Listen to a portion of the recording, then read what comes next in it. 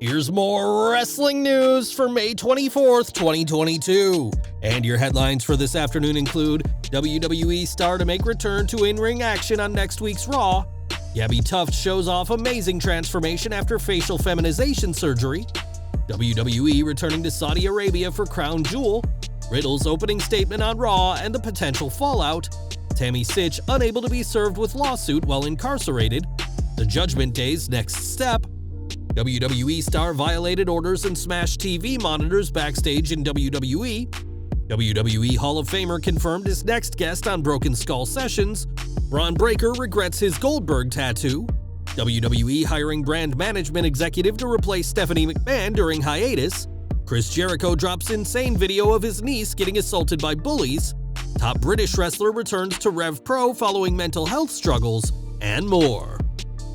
We are starting with Raw, as next week's show will be the go-home episode before Hell in a Cell and will mark the in-ring return of Lacey Evans. After over a year away, Evans will wrestle next week as confirmed during last night's broadcast, but there's no word on who her opponent will be. Evans' last match was back on the February 15th, 2021 episode of The Red Brand, where she teamed with Peyton Royce to face Asuka and Charlotte Flair, but that match ended abruptly when Evans announced her real-life pregnancy. It'll certainly be interesting to see what side of Evans we'll see compete next week, as while she recently returned to SmackDown as a babyface, it's been reported that she'll be wrestling as a heel on Raw going forward. Signing with WWE in 2016, Lacey is yet to hold championship gold, but was rumored for a title run before her pregnancy, so perhaps this return will see the former Marine finally hold a title.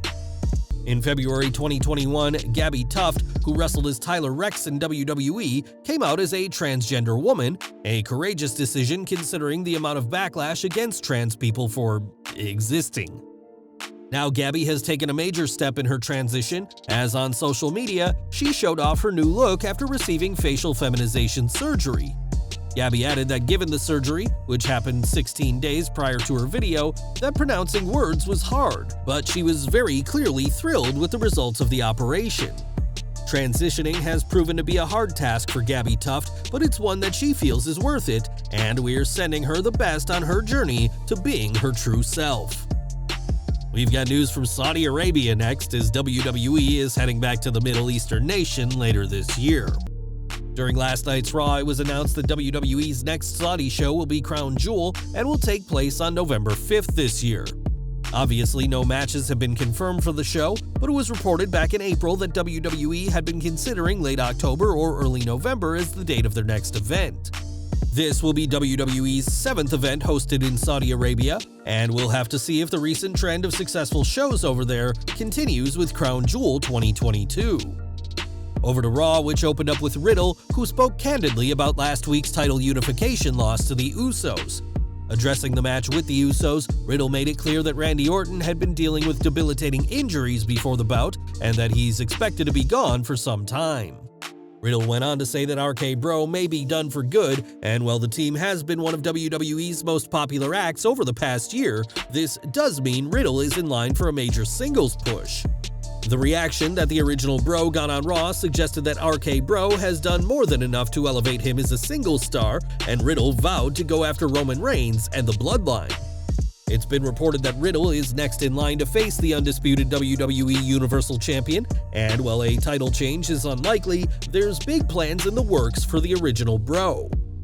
We've got an update in the Tammy Sytch case, as the WWE Hall of Famer is facing a serious DUI manslaughter charge, but right now isn't being sued by the family of Julian Lasseter.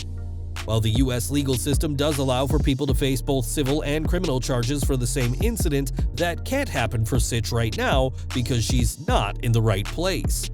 As PW Insider reports, Sytch needs to be in New Jersey to be filed with a lawsuit by the Lasseter family because that's where she usually resides. Their report reads, "Records related to the lawsuit note that the suit is now seeking in excess of $100,000. Sytch and Pent have not responded to the lawsuit as of yet. What will most likely happen is that Sytch will be served in Florida as soon as the process server figures out where she is."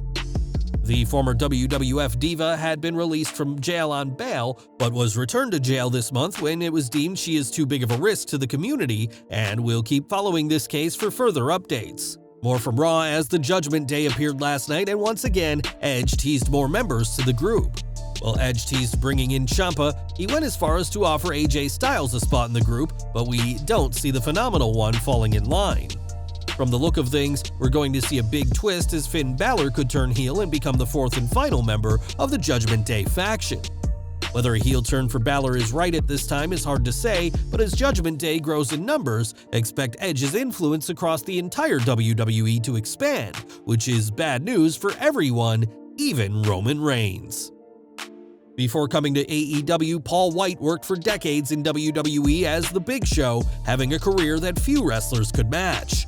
A three-time WWE World Champion, White did a lot during his time working for Vince McMahon, including going directly against the orders given to him on at least one occasion.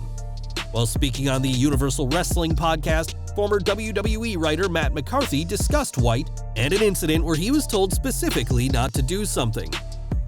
I remember one time there was a backstage segment. We specifically told Big Show, don't touch the TV monitor, and instead, he punched it and smashed it into 1,000 pieces. I remember Teddy Long was standing next to me and he goes, "Oh my god, they told him not to touch the gimmick," and then he punches the gimmick. Since joining AEW, White has made it clear that he's happy to be working in a much different environment than WWE, and while Tony Khan is no doubt thrilled to have such a legend on board, they should probably keep the Giant away from any TV monitors. In 2018, Jeff Jarrett returned to WWE after being blacklisted for nearly 20 years after his controversial departure in 1999. In his time away, Jarrett worked for WCW, founded TNA, and had a series of controversies to his name, and now fans will hear more from Double J as part of the Broken Skull sessions. It's been confirmed that Jarrett will be the next guest on Stone Cold Steve Austin's hit interview show, and with a career dating all the way back to 1986, Double J and the Rattlesnake will have plenty to discuss. Now, when you get a tattoo, you're making a permanent impression on your flesh, and for most people, getting ink will stick with them for the rest of their life. With this explanation, it's clear that one cannot rush into getting a tattoo, and that's something that NXT champion Bron Breakker learned the hard way in his younger years. Speaking on the Out of Character podcast, Breakker discussed getting some ink of his favorite wrestler ever, which isn't his dad, and how he now regrets getting inked.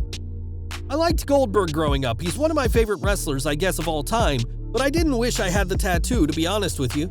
I was 18 at the time when I got it. It was a mistake, but it is what it is."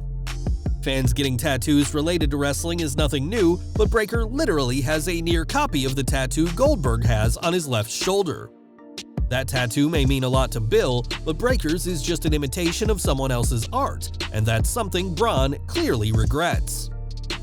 It was last week that Stephanie McMahon announced that she would be taking a leave of her duties with WWE in order to spend more time with her family.